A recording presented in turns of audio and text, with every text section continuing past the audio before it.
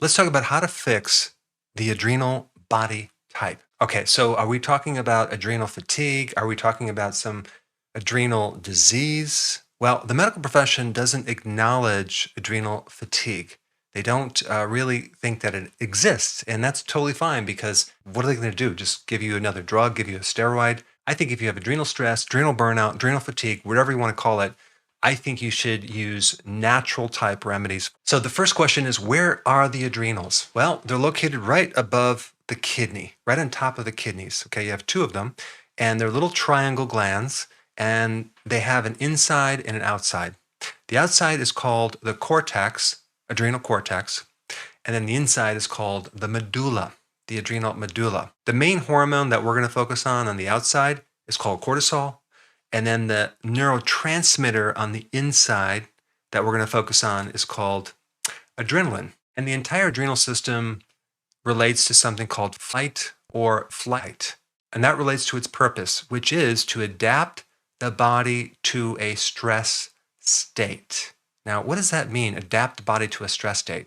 Well, it's quite interesting that you have an entire system that adapts your body to this very interesting condition or state, which is during stress. Whether you're attacking something, fighting something, or you're running away from something, okay, you have a system to help you survive.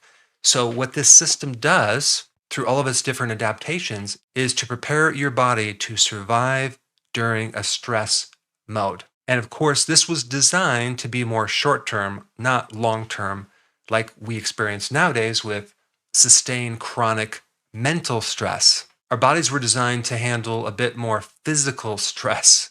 So you need more blood flow to certain muscles. You need more heightened energy in your brain to focus in on certain things and solve certain problems relating to survival. You need quick energy, as in glucose energy, and you don't need energy to certain body systems like reproduction, like the immune system, like your digestion. So that's the function of the adrenals, and these hormones go through almost every cell in the body and start to change certain things to adapt the body to prepare for this stress situation. So, what's the significance of that? Well, if you're under chronic mental stress, okay, or you have major losses in your life, or you have surgeries or traumas, which, by the way, all these stresses accumulate over time, and then they create situations where the adrenals become dysfunctional to a certain degree. And I'm not even talking about a disease, I'm talking about like a subclinical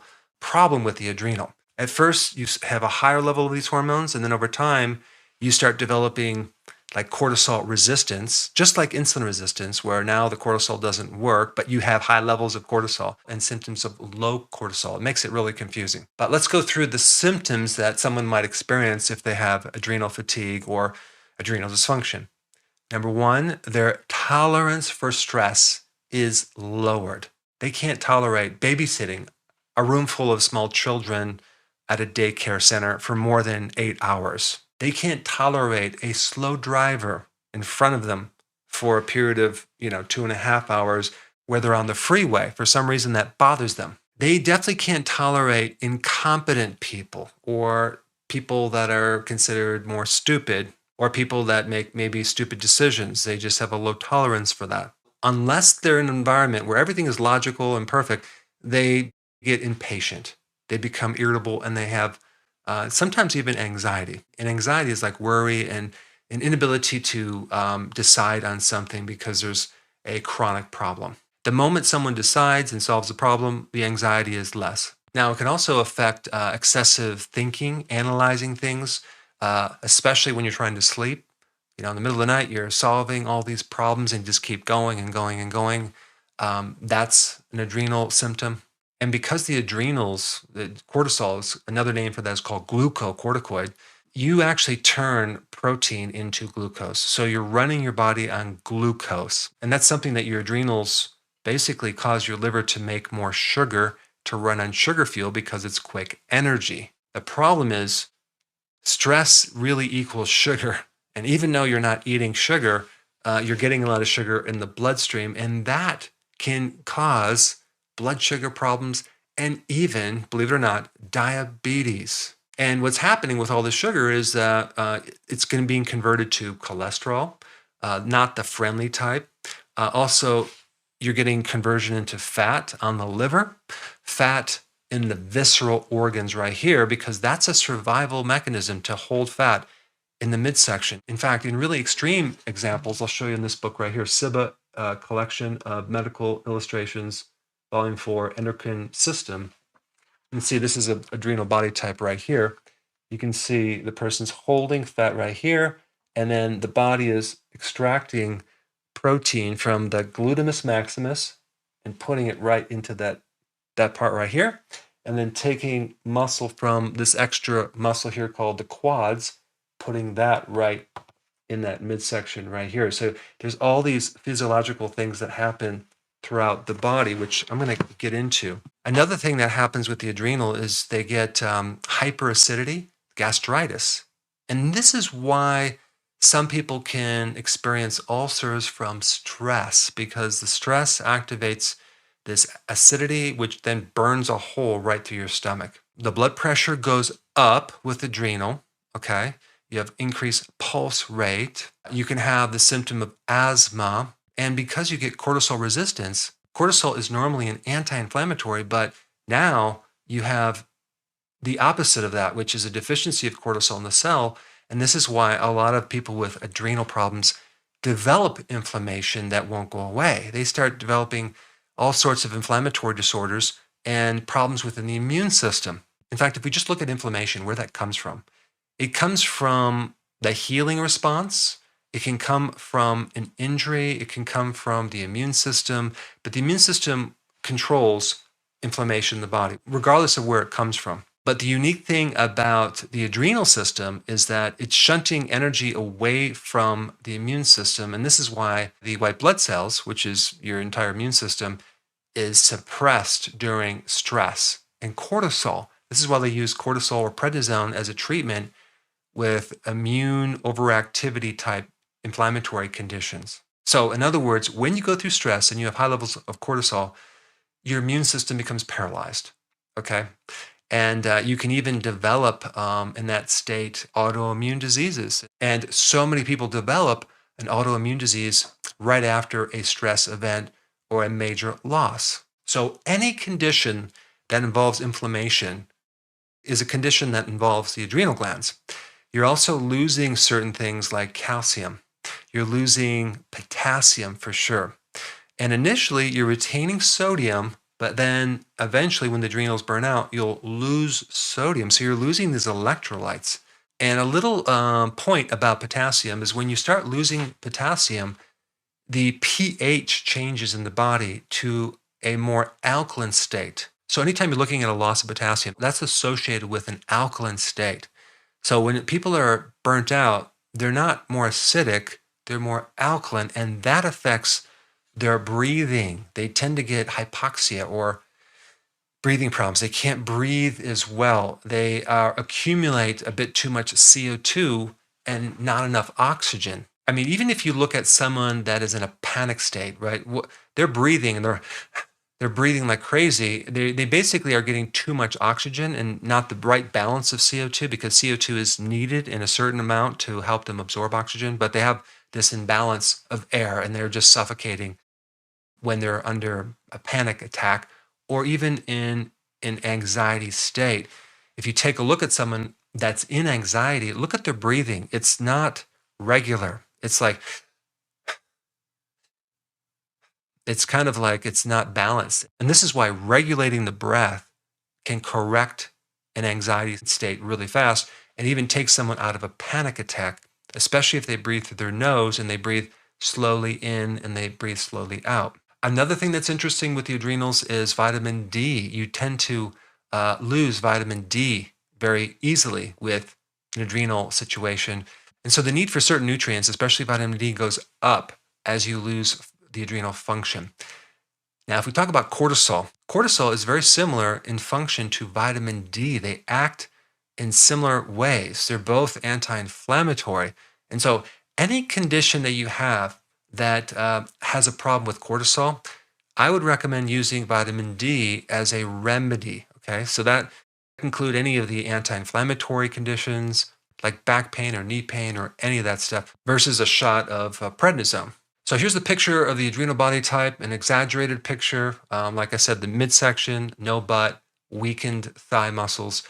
You can have memory loss, brain fog, but at night, everything becomes more active, especially around 2 o'clock in the morning where you wake up and you're thinking about problems, things like that. In fact, with classical adrenal problems, you're more awake at 2 o'clock than you are in the morning when you're trying to wake up. Climbing up a flight of stairs, you get out of breath easier, and you might possibly even crave salty things like chips, things like that. Now, when you go to sleep at night, there's four waves of sleep that you go through, okay?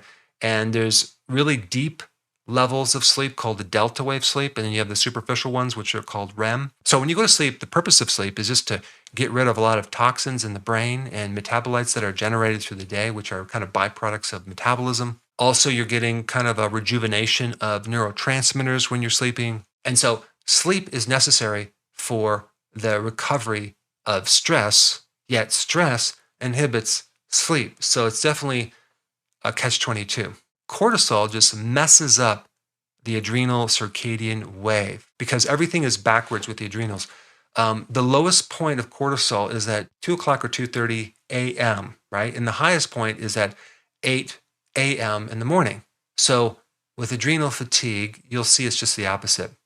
You're very awake at 2, but you really want to sleep like 7 or 8 o'clock in the morning, but that's when you have to get up. I had this adrenal problem so bad in my 20s and 30s as well, mainly in my late 20s. I started to get better actually at 28, but here's the thing. It would take me until 11 o'clock a.m. to finally wake up in my head. Now, of course, my diet wasn't helping because I would be living on carbs, but boy, did I have adrenal problems big time. I would wake up at 2:30. There was one night, or multiple nights, but I remember one, that I didn't even sleep 1 minute. I laid there all night long listening to my wife, Karen, saw logs. It was torture. And I remember it was like 7 or 8 o'clock, and I'd get up and I didn't even sleep 1 minute. I was like, this is driving me crazy. You talk about stress, like just not sleeping. I mean, it's terrible. Here's a question. How can someone know what's wrong in the body in relationship to the adrenals? Is there a test that can be done? Is there a blood test? Is there a saliva test? The problem is those aren't really good testing because these hormones travel on the circadian wave. And so if you just check one blood test or one saliva test with your cortisol, you're just getting a snapshot of what's happening at that period of time. To really know what's going on, you have to check it every 4 hours, which is a real pain in the butt. Okay, so there is a saliva test that you can do that, and I've done that, and that's good, but it's kind of a pain in the butt to do, and also it takes time and it's a little expensive. I'm going to show you a way better test that's dynamic, that's inexpensive, virtually free, and it really tells you the function of the adrenals versus a very static test, and that is the problem nowadays with testing just about anything. They use static tests. They do CAT scans, MRIs, which is fine to measure like tumors and masses and stuff like that. But that doesn't check the function of something, whether it's the gallbladder or the digestive system or the hormone flow. It doesn't look at that. The first one is called the Ragland's test. And all you need is a blood pressure cuff. Okay, that's all you need. So that's the expense of it. And you check your blood pressure laying down while you're relaxing. Okay, and you're checking the top number and the bottom number. You have the systolic top number and the bottom number is the diastolic. You're primarily interested in the systolic number. That's the top number only, okay? So you check your blood pressure lying down and then you stand up and you check the blood pressure. That's all you have to do and just record it, okay? The difference between the systolic and the diastolic is that the systolic is measuring the sympathetic nervous system, the contraction, and the diastolic is measuring the parasympathetic. It just so happens to be a 50-50 split of sympathetic and parasympathetic. And what's interesting about the adrenals is it has no parasympathetic innervation. Okay? So in other words, it only has an on switch, sympathetic, and no off switch. And I think this is one of the reasons why when you go through stress, sometimes it's hard to turn it off because we don't just have an off switch on your adrenals. There's no parasympathetic involvement. So you're looking at this systolic number, right? Now, normally when you lie down and stand up, there's an adrenal adaptation that increases the blood pressure and the pulse rate to be able to push the blood up into the brain, or you would literally pass out. Have you ever like stood up real quickly and felt dizzy? Well, that is a failure of the adrenal system to pump the blood pressure and blood up to your brain fast enough so you don't pass out. There's a severe condition called POTS, which I'm not going to get into, but that's a severe adrenal problem. So anyway, when you lie down and stand up, that top number should go up a certain amount, like 6 to 10 points. If it goes up a lot more or it drops down, there's an adrenal dysfunction. Okay. Usually, if it goes up too fast, it's usually more of an earlier sign of adrenal fatigue where your adrenals are overreacting. And then when it starts to go down, and I've seen this all the time, where the systolic just drops way down by 10 points and the person feels really dizzy. This is just a lack of adrenal gland function. The adrenals are weak. They can't adapt to stress. So if they were to run up stairs, boy, they would feel very, very weak and they would just wouldn't have the endurance. And that's one good test is can you do an incline easily or not? People that have good adrenals can, boy, they can go incline, they can do rock climbing, they can run up a hill, no problem with no side effects at all. But the simple dynamic adaptive stress test, Ragland's test, is a good clue on what's going on with the adrenals. So that's number one. Number two evaluates your CO2 tolerance. And remember, I talked about breathing and oxygen and your pH being off? Well, that relates to adrenal fatigue. And this test is going to measure your tolerance to CO2. So you see, you have oxygen and then you have CO2. And as you know, you need oxygen. It takes a little bit of CO2 for oxygen to go into the cells, but you can't live off just CO2. There's going to be a sensation of anxiety if you have too much CO2 and not enough oxygen. In fact, if you suffocate someone, they're going to go immediately into anxiety and then panic attack. So here's what you do. Breathe through your nose, step one. Okay, you're going to breathe in and breathe out 3 times through your nose. Okay. On the fourth inhalation, you're going to take in as much air as you can. Okay. And then what you're going to do is you're going to have a timer and you're going to time in seconds what is the time of exhalation. You're going to breathe out slowly, okay, after this very large inhalation. If at the end of the exhalation, where you can't have any more air come out, equals 20 seconds or less, this means that you don't have a very good tolerance to CO2. This is a poor adaptation. This means you have adrenal fatigue. If your number is between 20 and 40 seconds, this is like average. If the seconds are between 40 and 60 seconds, this is kind of like a little bit above average, but not quite great. But if you can do this between 60 and 80 seconds, you're advanced, or even over 80 seconds, you're an elite athlete. And this brings up a really important thing about exercise. The more fit that you can get your body, the more capacity you can handle stress in life. And that's one important reason why you should get in shape and start exercising. All right, so what does the adrenal need to recover? The most important vitamin, okay, is vitamin C for the adrenals. Why?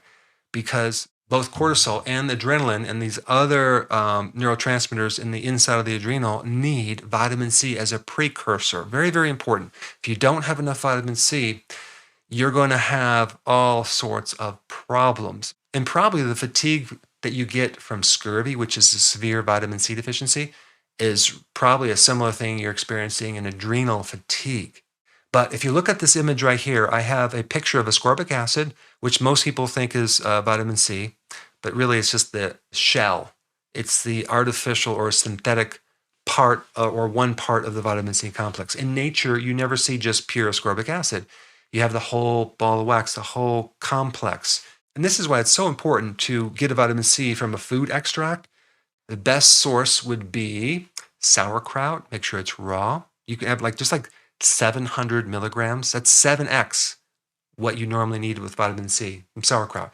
Also, bell peppers, any of the leafy green vegetables, lemons, limes, berries, all are loaded with vitamin C. Another really important nutrient is potassium.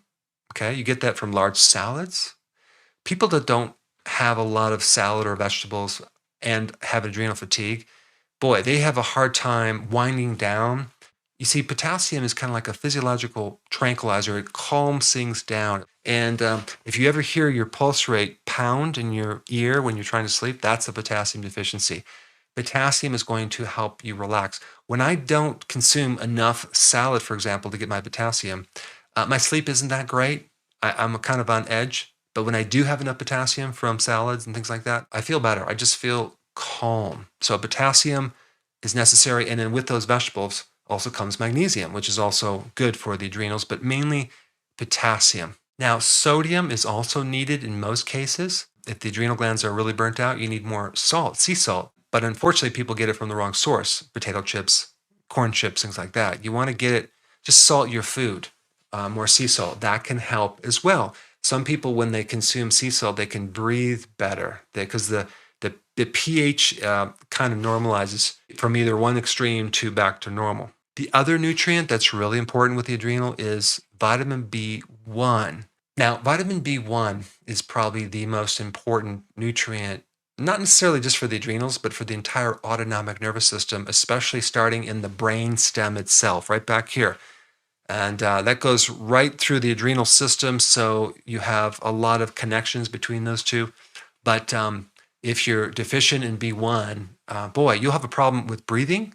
And boy, will you have a problem with stress. So B1 can very quickly, within minutes, just calm you down and make things do better within the autonomic nervous system from just a different angle. So what is the plan and protocol for the adrenal? There's a lot of things that can be done. Number one, find the source of stress that you're going through and do whatever you can to fix it. Very important. And then with that, change your viewpoint on just life in general. Just keep a more relaxed viewpoint on things. I did a video on this. Very important just to go through life with a bit of a carefree viewpoint, just a relaxed viewpoint, because unfortunately, when people are under a lot of stress, they get really serious, and that doesn't help them. So you really want to just change the way that you look at things, and even wherever you're holding your tension, you want to relax that.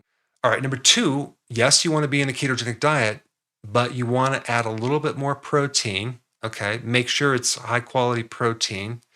You want to make sure you get enough potassium, so that's the big salads. You also want to get enough vitamin C, like I said, from the big salads. That can give you the vitamin C as well. And of course, we want that sea salt as well. And the B1, nutritional yeast is a really good source. Get the unfortified version. That's the tweak on the keto. And then the next thing is to start to exercise in a way that builds up your capacity to deal with more stress. Combine that with long walks, aerobic that flushes out that adrenaline and cortisol through the day, as well as higher intensity exercise with short duration, lots of recovery so you can build up your fitness. That is probably going to be one of the most successful things that you can do for stress, to counter stress, because it's impossible to eliminate it because you live on planet Earth.